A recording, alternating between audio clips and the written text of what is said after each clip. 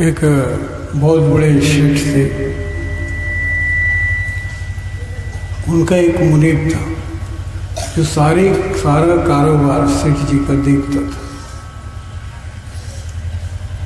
और बड़ा ही कर्मठ था और बड़ा व्यवहारिक था और बड़ा ही सत्यवादी था।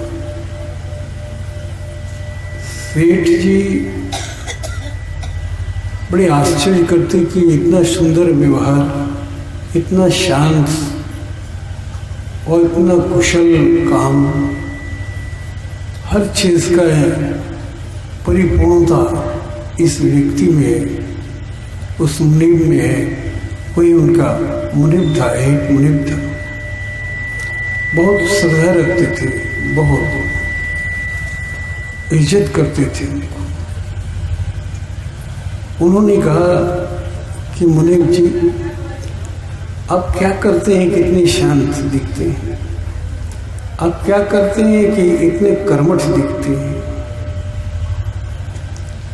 आप क्या करते हैं कि इतने व्यवहारिक दिखते हैं।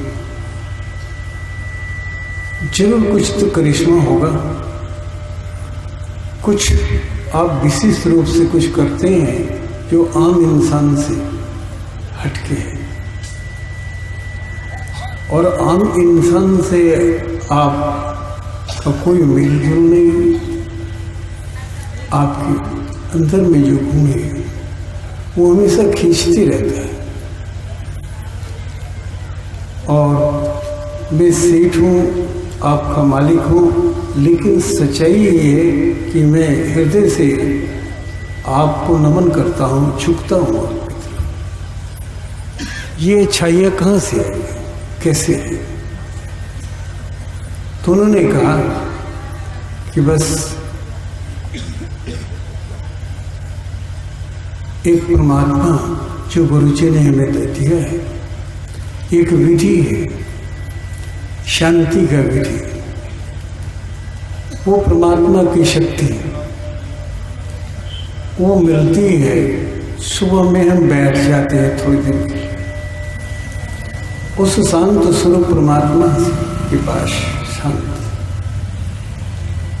और थोड़ी देर खो जाते हैं, डूब जाते हैं। कहाँ हम हैं नहीं पता चलता है। और यही शांति लेकर मैं अपनी ड्यूटी में आता हूँ। और यही धैर्य, ये श्रद्धा, ये विश्वास, ये मधुरता, बस उसी कारण, और कोई कारण नहीं, और कोई पढ़ाई नहीं है। बस आधे घंटे में बैठ जाता हूँ, फिर यहाँ से छुट्टी पाता हूँ, तो फिर शाम को भी ऐसे करता हूँ। तो उस परमात्मा से जो गुरु ने दिया, एक रास्ता दिखाया है,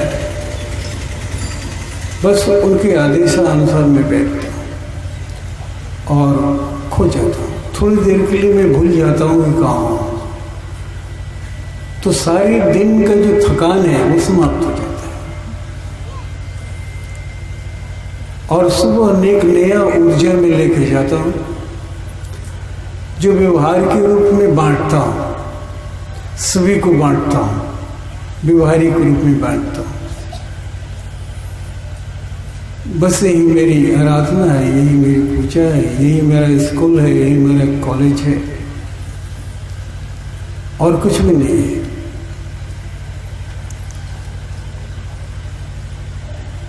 और सारे काम सभी मुनीबों को ऊपर थे, वो सारे लोगों को दिखाता थे, करना, देखना, सहेजना, बड़ा कारोबार था।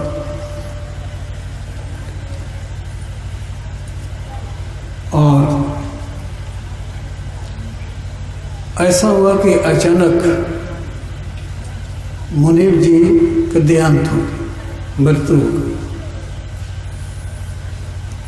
सेठ जी को जब पता चला कि मुनीब जी नहीं रहे इस संसार में, तो सेठ जी को बहुत धक्का लगा। जैसे अपने पुत्र के मरने से लगता है, उससे भी करोड़ गुना ज्यादा धक्का लगा, क्योंकि इतनी बड़ी संपत्ति अब कौन देखेगा,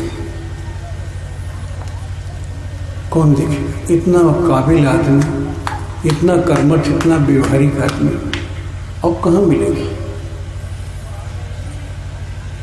इसलिए इतना धक्का लगा कि जैसे कुछ दिन वो एकदम शांत पड़ गए, पेट पकड़ ली और वो अपने कुछ सोचता नहीं था, अपना कारोबार बोल सा जैसे इतना सदमा होने लगा। और बहुत दिन के बाद वो उठे, किसी तरह अपने को सुलझाए, समझाए और अपने कारोबार में लगे। और एक दिन कुछ कार्यवश सेठ जी गांव से बाहर, शहर से बाहर निकल रहे थे, जा रहे थे। एक तालाब था, स्कूल का तालाब, स्कूल का फील्ड, उसी जो पिंड होता है वो पिंड होकर के, वो पिंड होकर के वो जा रहे थे। और उस पिंड पर अचानक मुनीब जी दिखाई पड़ गए। बड़ा आश्चर्य हुआ, अरे आप मुनीब जी, आप यहाँ? बड़ी खुश हुई कि आप कहाँ हैं, कैसे यहाँ दिखाई पड़ रहे हैं, यहाँ क्या करने आए हैं? तो उन्होंने कहा, मेरे मरने के बाद मुझे जब ले जाया गया तो जमराज भगवान ने अपने यहाँ मुझे रख लिया। कहा कि नहीं नहीं, ऐसे आदमी की मुझे ज़रूरत है जो एकदम सही हो। ऐसे आदमी, मुझे तो एक एक मिनट का ख्याल रखना पड़ता है ना। एक मिनट पहले किसी को ले आना है, किसी को भेजना है, दंड देना है, एक एक मिनट का ख्याल रखना पड़ता है। और ऐसा सत्यवादी आदमी, कर्मठ आदमी मिलता नहीं है इस काम के लिए, जो वो लगाएं तो वो काम करने लगे। सब लोग लापरवाह जैसे मिलते। और उन्होंने कहा कि हमें जमराज ने रख लिया कि तुम्हारी ड्यूटी रहेगी कि वो किसी को भी मरना होगा तो उसको तुम सही टाइम पर उसके प्राण को खींच के ले आना। और ये काम सब लोग अच्छा से नहीं कर पाते हैं, इसके लिए भी तो बहुत सही आदमी चाहिए, थोड़ा सा लापरवाह आदमी नहीं चाहिए। बस भगवान ने जितना जीवन दिया है उतना होगा, पर लापरवाही से ले आने वाला जो यमराज होगा, ये दूत होगा, वो बहुत सही होना चाहिए, सच्चा होना चाहिए। और ये बहुत सही है, इसलिए मुझे वही काम दे दिया और अपने ही लोक में रख लिया। तो यहाँ क्या कर रहे हैं? तो यहाँ ये कर रहे हैं कि देखो जो स्कूल है ना, स्कूल के हाथे में देख रहे हो बच्चे खेल रहे हैं। देखो एक तो ब्लू टी शर्ट पहना हुआ, हाफ पैंट पहना हुआ, एक गोरा चिट्टा एक लड़का दिख रहा है। तो हाँ दिख रहा है। तो उससे में 5 मिनट के बाद उसी को लेके जाना है। अब तो सुन करके वो डर गए सेठ जी। अरे इतना तंदुरुस्त लड़का, अभी कोमल कोमल सा भी जन्म लिया है, अभी उसे संसार रस नहीं हो रहा, लेके जाएंगे? और वो कुछ हुआ ही नहीं, खेल रहा है, कूद रहा है, उसे न कोई रोग है, न कोई व्याधि है, न कुछ भी है। आप कैसे ले जाएंगे? लेकिन देखो 5 मिनट ठहरो, फिर देख लेना। अब तो बड़ा उनको विश्वास भी हुआ, डर भी हुआ। और उन्होंने कहा कि देखिए मुनीब जी, आप तो हमारे यहाँ बहुत दिन रहे, और ये काम कीजिए कि वो हमें कभी लेने आइए तो वो पहले थोड़ा सा इन्फॉर्मेशन हमको दे दीजिए कि अमुक दिन आएंगे, थोड़ा सा पहले सूचना दे देंगे। और आप बहुत दिन हमारे, कम से कम ये इतना तो काम कीजिएगा मेरा। तो उन्होंने कहा कि हाँ हाँ, बहुत दिन आपका नमक खाया है, अवश्य आपको मैं पहले खबर करूँगा।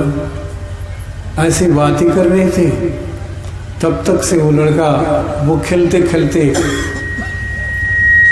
इधर तालाब की तरफ आया और प्यास लगी थी। वो एक घाट पर जाकर बैठा, एक चिल्लू पानी लिया और वही लटक गया।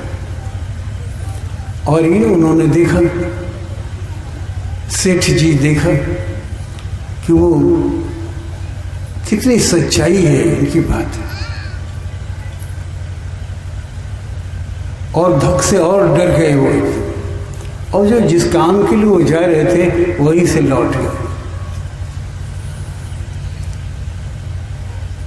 वहीं से लौट गए। इतना डर गए, इतना भयभीत हो गए। कितना तंदुरुस्त लड़का, नौजवान लड़का, अभी खेलने खालने का उम्र, अब इसी उम्र में उसे मर जाना पड़ा किसी कारणवश।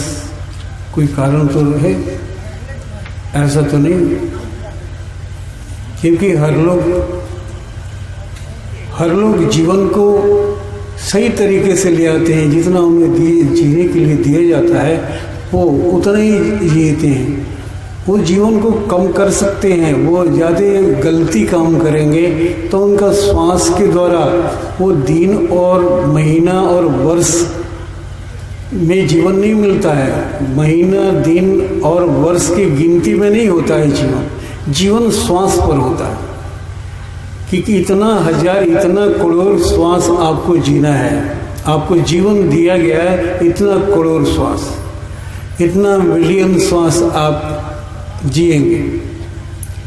आप जब गलती काम करेंगे, कोई भी गलती काम करेंगे तो आपका श्वास गति बढ़ जाता है, तेज हो जाता है। 1 मिनट में 12 बार 13 बार हम श्वास लेते हैं, तो आप गलत काम करेंगे तो श्वास 20 बार हो जाएगा, 25 बार हो जाएगा, 30 बार हो जाएगा, 40-50 श्वास मिनट में हो जाएगा। जब आप गलती करके भागेंगे तो श्वास बड़ा तेज गति से भागता, यानी 1 मिनट में आप 50 श्वास खर्च कर दिए। और इस तरह से आप गलतियाँ करते रहे तो श्वास तो खर्चा होएगा। मैंने ज़्यादा जो पूंजी थी वो खत्म हो रही है गलती करने की वजह से। कि गलत करने से श्वास तेज हो जाती है और हमें भय होता है अंदर में, और भय की वजह से श्वास तेज हो जाता है और उस श्वास का खर्चा बढ़ जाता है। अब वो जब हम सही काम करते हैं, हम पूजा पाठ करते हैं, ध्यान करते हैं, तब हमारा श्वास 13 बार नहीं बल्कि 8 बार चलता है, 7 बार चलता है। इतना धीमा हो जाता है, इतना धीमा हो जाता है, इतना ठहरने लगता है। जब वो ठहरने लगता है तो हमारी उम्र बढ़ जाती है, और श्वास से उम्र जब बढ़नी है तो एकदम बढ़ेगी बढ़ेगी। जब अच्छे काम करेंगे, जब ध्यान करेंगे, जब ध्यान की समाधि में जाएंगे, समाधि में तो और श्वास कम हो जाती है, धीमा हो जाता है। इस तरह से जीवन अच्छा काम करके हम जीवन को बढ़ा सकते हैं, गति दे सकते हैं, और बुरा काम करके हम जीवन को नष्ट कर सकते हैं, जल्दी जा सकते हैं यहाँ से। तो उन्होंने कहा, इस तरह से वो डर गए देख करके और वहीं से लौट गए। सोचने लगे कि मैं तो बूढ़ा हो गया हूँ, मेरा क्या ठिकाना, कब मैं चला जाऊँगा। लेकिन अच्छा एक बात हो गई मुनीब जी से कि कम से कम मुनीब जी हमको पहले खबर कर दीजिएगा ताकि हमें थोड़ा सा भरोसा हो सके कि अमुक दिन जाना है। और उन्होंने कहा भी है कि हाँ हम आपको खबर करेंगे, जरूर पहले खबर करेंगे। तो वो चले गए। अब तो वो काम छोड़ करके पीछे लौट गए सेठ जी, धक धक करते हुए कि जब ये बच्चा, इतना कम उम्र का बच्चा जब मर सकता है, जा सकता है, तो मेरा क्या, मेरा तो कब दोस्त बंधा हुआ है। और वो चले आए, बेड पर पड़े गए। 4-5 दिन के बाद 1:30 बजे रात को दरवाजा किसी ने खटखटाया। तो दरवाज़ा 1:30 बजे रात को, तो उन्होंने खोला तो कहा तो वो देखे कि मुनीब जी खड़े हैं दरवाजे पर। तो उन्होंने कहा कि अच्छा मुनीब जी, आप वो खबर देने आए हैं, इन्फॉर्मेशन देने आए हैं, कब जाना है? तो बोले कि नहीं, मैंने जमराज जी को बोला था कि उन्हें थोड़ा खबर देना, हमारे सेठ जी थे, बहुत अच्छे आदमी हैं, थोड़ा उन्हें खबर देना है, पहले बता दीजिएगा, थोड़ा उनको ले आने के पहले थोड़ा सा इन्फॉर्मेशन मांग रहे थे। लेकिन इन्फॉर्मेशन तो दुनिया भर के हमने दिया है, दुनिया भर के लिए बहुत सारी इन्फॉर्मेशन दिया। आंखें नहीं दिखती हैं, लेकिन चश्मे लगाकर देखने लगते हैं। बाल उजले हो जाते हैं तो उसे काले करवा लेते हैं। अब ऐसा ढक करके तुम चलोगे, ये तो इन्फॉर्मेशन है ना, ये तो नोटिस ही है कि अब तुम बूढ़ी हो रहे हो और तुम अपने तैयारी करो, अपनी व्यवस्था करो, एक अच्छा काम करो, एक अच्छी सीख में जाओ। ये तो इन्फॉर्मेशन, और क्या नोटिस दिया जाएगा? ये सारी नोटिसें तो जाती रहती है, लेकिन उन नोटिस को लोग नोच देते हैं, फाड़ देते हैं और वो कायाकल्प करने की विधि करते हैं और वो किसी न किसी तरह से अपने को वो उसे हटा लेते हैं। वो तैयारी नहीं करते कि हम बूढ़े हो रहे हैं, हम अभी जाने का समय है, कुछ अच्छा काम करो, कुछ अच्छा काम करो, कुछ अच्छी बातें सोचो जो तुम्हारे साथ जाएगा। सारी चीज़ें तो यही रह जाएंगी, लेकिन एक कर्म है, सुकर्म है जो आपके साथ जाएगा, और जो कुकर्म है वो भी आपके साथ जाएगा, वो भी रुकेगा नहीं, कर्मों का भोग ही जाएगा और सारी संपदा यही रह जाएगी, यही रह जाएगी। तो ये नोटिसें तो दी जा चुकी है, इसलिए उन्होंने कहा कि नहीं जाओ, वारंट कुर्की माल जब्ती है, वो नोटिस नहीं है, उन्होंने भेजा है कि वारंट कुर्की माल जब्ती करके ले आओ, चलना है, अब भी चलना है, अब भी वारंट कुर्की है। तब सुनना था कि धम दे उसी समय गिर गए। वो सुने और सुन करके इतने भय हो गया प्राण का कि वो उसी समय प्राण पखेरु उड़ गए। तो ये स्थिति हमें भी ऐसे ही चाहिए कि हमें भी अपने जब जीवन लेते हैं तो जीवन की तैयारियां करनी चाहिए। शाम होता है तो शाम होने लगता है तो हम तैयारी करते हैं ना कि शाम को खाना बनाना है। पहले तो बहुत ज़्यादा तैयारी, 4 बजे चूल्हा सुलग जाता था, 4 बजे 5-6 बजे खाना बन जाना चाहिए।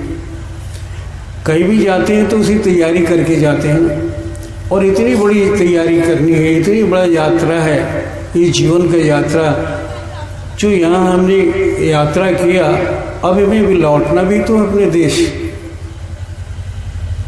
और जो लोग अच्छा तैयारी किए हुए रहते हैं तो उन्हें जाने में खुशी लगती है तैयारी, क्योंकि उनकी तैयारी बहुत अच्छी है, इसलिए वो बड़ा ही बेहिचक चलते हैं और उसे सबको जगाते फिरते भी हैं कि तुम ये तैयारी करो। और इसी तरह से हमें भी तैयारी करनी चाहिए। उस सेठ जी की तरह ऐसे हाथ पर हाथ धर करके नहीं बैठना चाहिए, वैसे तैयारी करना चाहिए जैसे वो मुनीब जी किए थे। हमें भी धीरे धीरे शनै शनै 24 घंटा है तो 1 घंटा तो भगवान के लिए दे दो कम से कम।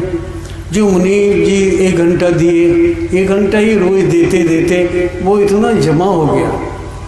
जब हम नौकरी करते हैं तो वो 8 रुपया 10 रुपये 10% वो कटता है, PF कटता है, और वो कटते कटते जब हम 30 बरस के बाद रिटायर हो जाते हैं तो पता नहीं कितना लाख रुपया मिलता है, कभी जीवन में देखे भी नहीं वो पैसा मिलता है। उस समय रिटायर लोग होते हैं, थोड़ा थोड़ा जमा है, थोड़ा थोड़ा 8 से 10% कट करके जमा होता है।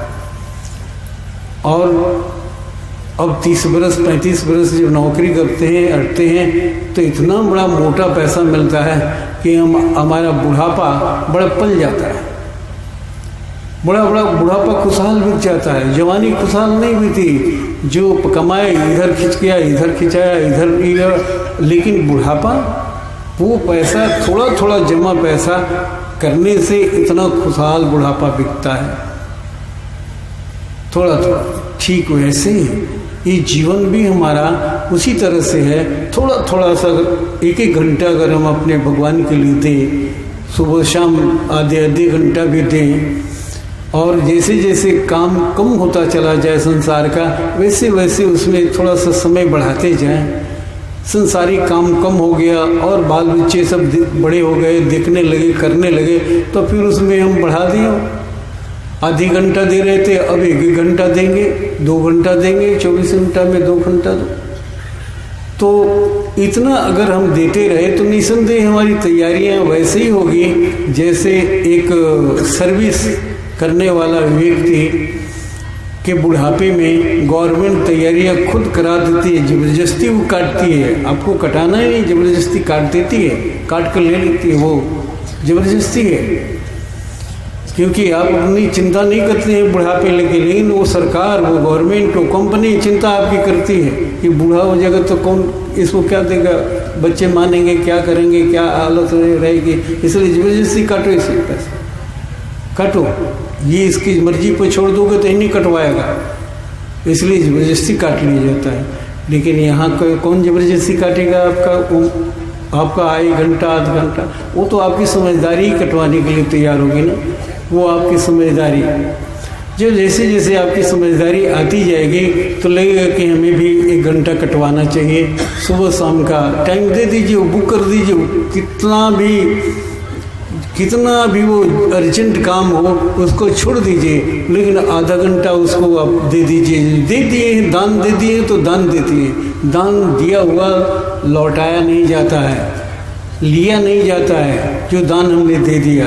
तो बस दान कर दीजिए और वो परमात्मा के लिए दान कर दीजिए, परमात्मा के लिए दान कीजिए। गुरु जी ने कहा था कि समाज के प्रति अर्पण और माता पिता के प्रति तर्पण और परमात्मा के प्रति समर्पण, ये समर्पण याद रहना चाहिए ना, हमें समर्पित होना चाहिए आधे घंटे के लिए, उसके लिए आधे घंटे समर्पित कर दिए हैं, उन्हें दान दे दिया है परमात्मा को, वो उसको कटौती मत कीजिए और सही रूप से दान दीजिए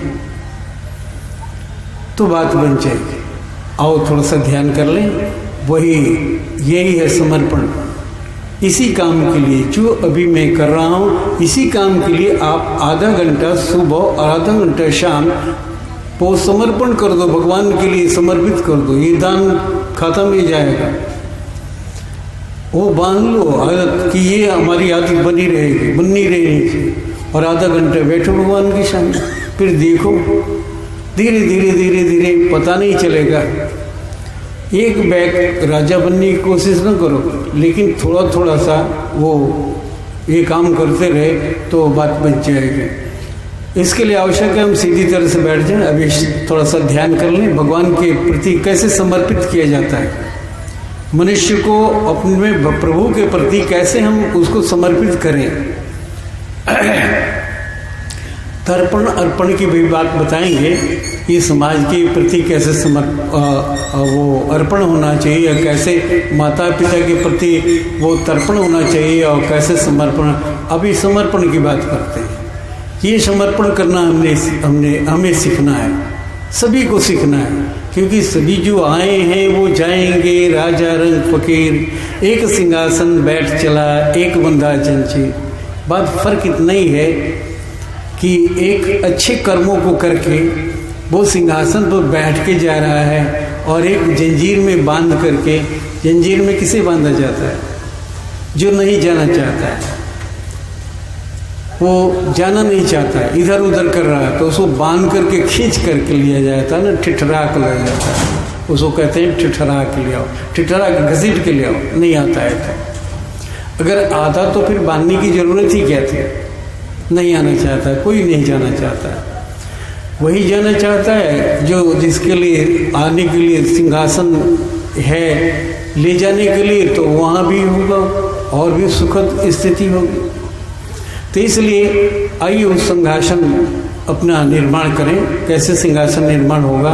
उस सिंहासन निर्माण करने के लिए क्रिया करें, थोड़ा सा ध्यान की क्रिया, भगवान के पास प्रति समर्पण आधे घंटे के लिए।